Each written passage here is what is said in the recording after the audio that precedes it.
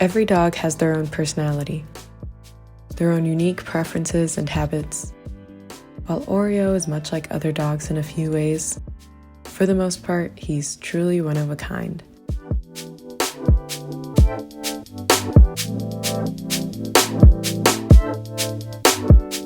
My parents bought me Oreo as a gift back in 2020. He was born on a farm on the special day of September 14th. By late November, it was time for him to come home.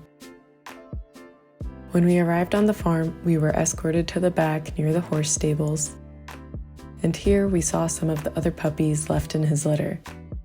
There were 2 little female puppies with brown curly hair. Inside of the stables was their mother, and a second later, Oreo timidly peeked around the corner. I picked him up proudly and instantly fell in love with him. He was covered in fleas, so the farm owner gave him a bath and we set out on our way home. Oreo was understandably nervous on the car ride home, but he eventually fell asleep. I set up a little playpen for him, and gone were the days of having a pet-free life.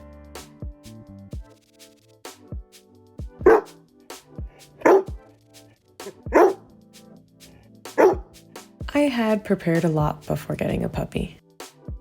I read books on what to expect, how to train them, puppy proofing, common mistakes, and I had also spent hours watching videos about it. I thought I was ready. I had all the equipment. What I didn't expect was for Oreo not to be like most other dogs. Oreo is a Labrador Spaniel mix. Labs are generally agile, well-tempered, trusting, water-loving dogs. Oreo hates the water. He hates rain. He refuses to get into any body of water. If his coat gets dampened in the slightest, he immediately tries to wipe it off of himself or cries until I get a towel. He is not agile. He will not jump over anything. When he runs, he always bumps into things. Oreo always played too rough, even with consistent redirection and playtime ending when he was going too far. He was still a very mouthy dog. Oreo was also very easily overstimulated. He was scared to go outside at first, scared of the TV, scared of other animals despite being born on a farm with tons of other animals. Okay, so Oreo isn't like most other labs. But he's a mixed breed. So what about Spaniels? Boykin Spaniels were originally bred to be hunting dogs. They're known to be affectionate, very loyal, playful dogs. And that sounds more like my Oreo. As a puppy, he wasn't all that affectionate, but he's a lot more so now. Oreo has always been very protective of me since we got him. And since we got him during COVID, he ended up developing pretty severe separation anxiety. I did eventually train it out of him, but it took almost 2 years for him to be fully comfortable with it. And Oreo was also a very playful puppy, as I mentioned. He refused to sleep and wanted to play all day, but he would get wound up too quickly. He was an excessively nippy puppy no matter what we tried. He remained a very mouthy dog until he turned around 3 years old.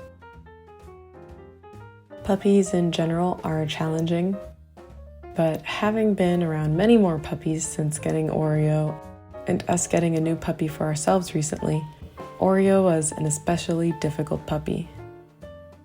At the time, I thought I was crazy. I thought there must have been something I was doing wrong because nothing was working. I was getting no sleep. I wasn't eating, I was still in school full-time, but I also had to work too to maintain the cost of food, toys, treats, and regular vet visits. The first year was a difficult one for me. The only thing Oreo did not have a problem with as a puppy was potty training.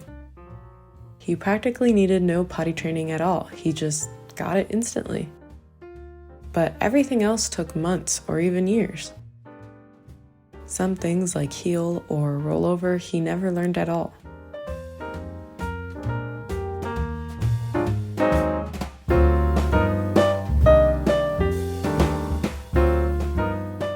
Oreo will be turning 4 years old soon. He calmed down a lot over the last 2 years, and he is a very good boy. But that first year or two were very hard ones. I don't feel like many people really stress the level of commitment these animals require to give them good lives. Everything out there made it out to be like it's not that hard or that they'll be trained in less than a week, when that's not really true. Sometimes dogs do get things very quickly, like potty training for Oreo. But for my current puppy, Daisy, it took her a lot longer. Daisy had no problem with crate training, while for Oreo, it took him almost a year. There's nothing wrong with either situation, but I do have a problem with the narrative that raising a puppy is quick and easy as long as you follow my specific technique for doing it, when it varies so much. Different dogs have different needs. Also, dogs require a lot of consistency and patience. Maybe there's a technique that could have made more sense to Oreo as a puppy, but constantly switching between different techniques after a week probably confused him more. Once I stuck to one thing and continued to do it over and over, he eventually understood. It didn't take a week, but that doesn't mean it didn't work. Oreo today isn't the most active dog. After turning 3, he's calmed down significantly. He likes to run or play for maybe 30 minutes a day, and then he sleeps for the rest of it.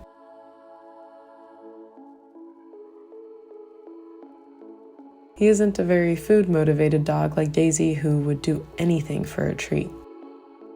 He still likes to lay like a frog. When he was a puppy, I was convinced that he was going to grow out of it. I don't know why I thought that. He didn't. He just likes to lay this way. Oreo is prone to hip and joint issues, but it seems like this is what's most comfortable for him.